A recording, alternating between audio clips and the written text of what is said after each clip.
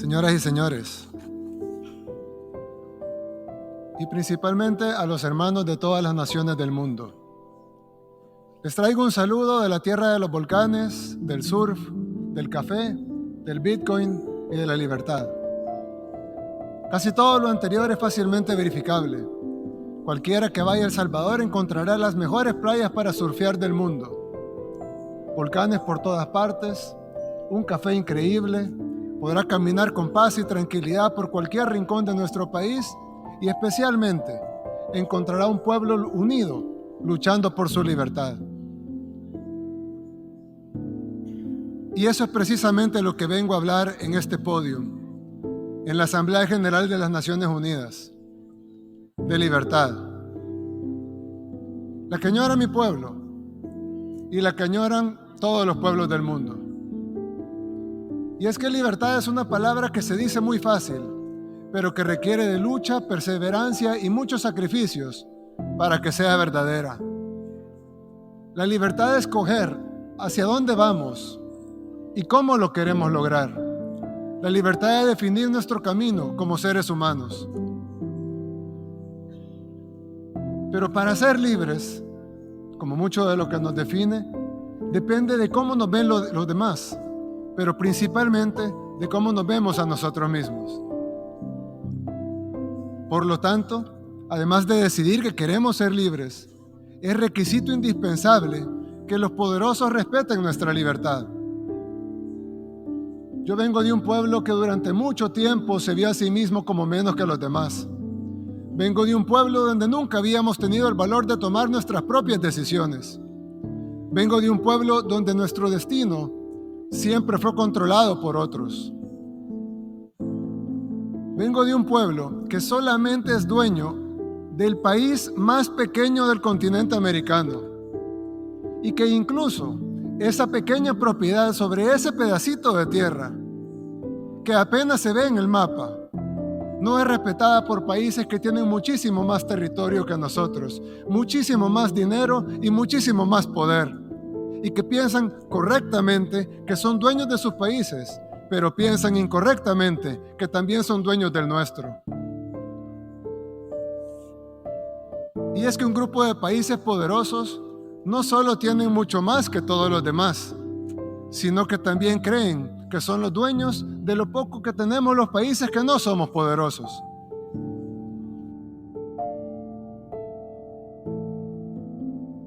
Es como si alguien viviera en una casita muy pequeña y humilde, pero que tuviera un vecino muy rico, cuya casa es un hermoso y gigantesco palacio, con inmensas extensiones de tierra y tesoros inimaginables. Quien vive en la pequeña casita respeta y admira a su vecino. No le molesta que sea inmensamente más rico que él. Él está feliz en su pequeña casita, pero ha decidido mejorarla, pintarla, arreglarla y amueblarla mejor. Con esfuerzo, claro, pero está seguro que valdrá la pena. Todo bien hasta ahí. Hasta que el vecino rico decide que su vecino pobre no tiene el derecho de arreglar su casa. No tiene el derecho de comprar otros muebles o pintar las paredes. El vecino rico ha decidido que no solo es dueño de su palacio, sino que también puede ir a dar órdenes a la pequeña casa de su vecino pobre. Y la orden es que todo tiene que seguir mal, como estaba antes. Los arreglos no están autorizados. El vecino pobre no tendría por qué adversar a su vecino rico. No tiene por qué envidiarlo o aspirar a tener lo que el vecino rico tiene. No tiene por qué pretender que irá a su palacio a darle órdenes o a exigirle que cambie el color de su mármol. Pero el vecino pobre sí debe tener al menos el derecho de limpiar su casa, pintar sus paredes, cambiar sus muebles, sembrar flores en su jardín y cambiar su techo por uno que no tenga goteras y que lo proteja de la lluvia. Eso no puede molestar al vecino rico.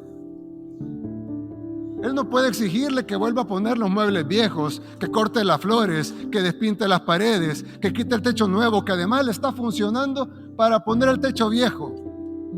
que había antes, con el agravante que ese techo con goteras nunca sirvió. El vecino rico no tiene ninguna autoridad para exigirle a su vecino pobre que regrese al pasado, porque no tendría por qué pretender mandar en casa ajena. En segundo lugar, porque ese vecino pobre ya intentó seguir las órdenes de su vecino rico y no le pudo haber ido peor. Y en tercer lugar, porque lo que está haciendo está funcionando por primera vez. ¿Por qué debería su vecino obligarlo a regresar a como estaba antes? ¿Con qué objetivo? ¿Para lograr qué?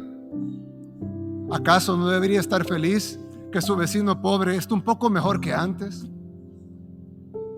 Por eso digo que la libertad es algo por lo que aún luchamos en nuestro país, en El Salvador.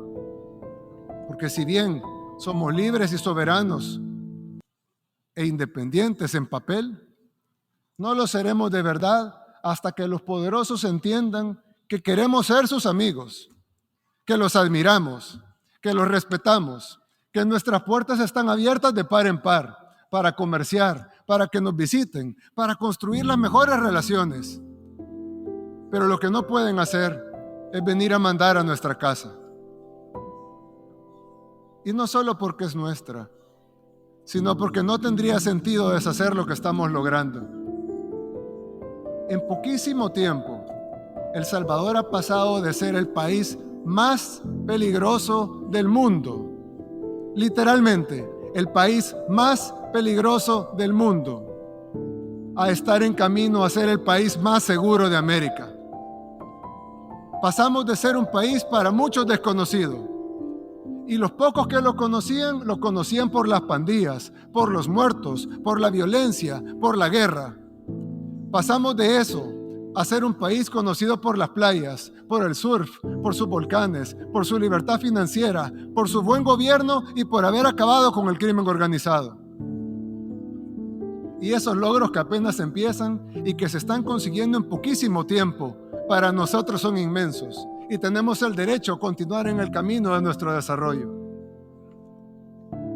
Por eso dije al principio que la libertad es algo por lo que aún luchamos, porque todavía necesitamos que se nos reconozca nuestro derecho a ser libres, a ser independientes de verdad. Quise utilizar este podio para decir estas palabras, porque tal vez no solo resonarán en mi país, El Salvador, sino también en otros pueblos del mundo, que como el mío, quieren construir su propio camino, con libertad. Unos podrán hacerlo antes, otros después. Para unos será más fácil, para otros será más difícil. Pero será mucho más rápido si los países poderosos nos ayudan. O al menos, si no nos quieren ayudar, que no estorben. Cada pueblo debería encontrar su propio camino. Y cada pueblo encontrará amigos en la búsqueda de ese camino. A esos países, humildemente les ofrezco la amistad de este pequeño país, el más pequeño del continente americano, el país del surf, de los volcanes y de las pupusas. El país que aún lucha por su libertad, pero que está a punto de conseguirla. Hace 3 años estuve aquí, en este mismo podio en las Naciones Unidas. En ese tiempo les dije que este formato era obsoleto y ahora 3 años después nos damos cuenta que lo es aún más. Pero tal vez aún sirva de algo.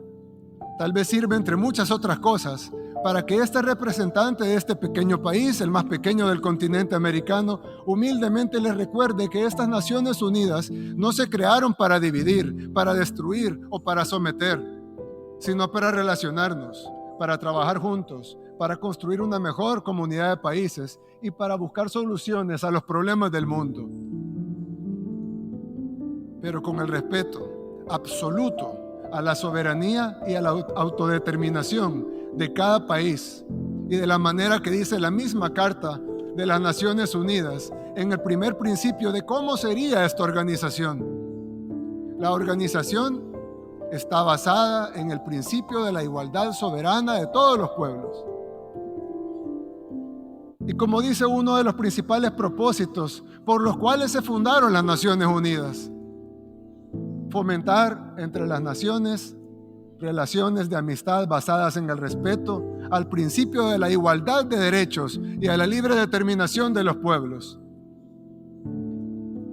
Tal vez el cambio del mundo unipolar al mundo multipolar del que tanto se habla sea mejor si en lugar de pasar a ser de una superpotencia a varias superpotencias, pasemos mejor a un mundo en donde cada pueblo es verdaderamente libre de construir su propio camino y donde en esta comunidad de naciones aportemos todos, los grandes y los pequeños, desde nuestras experiencias y nuestras capacidades, a solucionar los problemas de la humanidad. Nadie pudiera estar en contra de eso. Pero al igual que con la libertad, fácil es decirlo, pero difícil es que sea realidad. Vine hasta acá a pararme en este podio, en un formato en el que ya no creo, para decir algo que lo más probable es que de todas maneras no cambie la forma de que los países poderosos ven a los demás, pero tal vez sí cambie la forma en que los países en vías de desarrollo nos vemos a nosotros mismos. Si después de estas cortas palabras he logrado algo de eso, o al menos que un puñado de individuos que se verán a sí mismos con respeto y que sepan que son capaces de construir su propio camino, entonces valió la pena venir hasta acá a hablar en este formato obsoleto. ¿Y quién quita? Tal vez con el tiempo, tal vez surgen otras naciones, surgen otros pueblos que también decidan luchar por su libertad. Y entonces, las Naciones Unidas habrán vuelto a ser relevantes, al menos para este humilde servidor. Muchas gracias y que Dios bendiga a todas las naciones del mundo.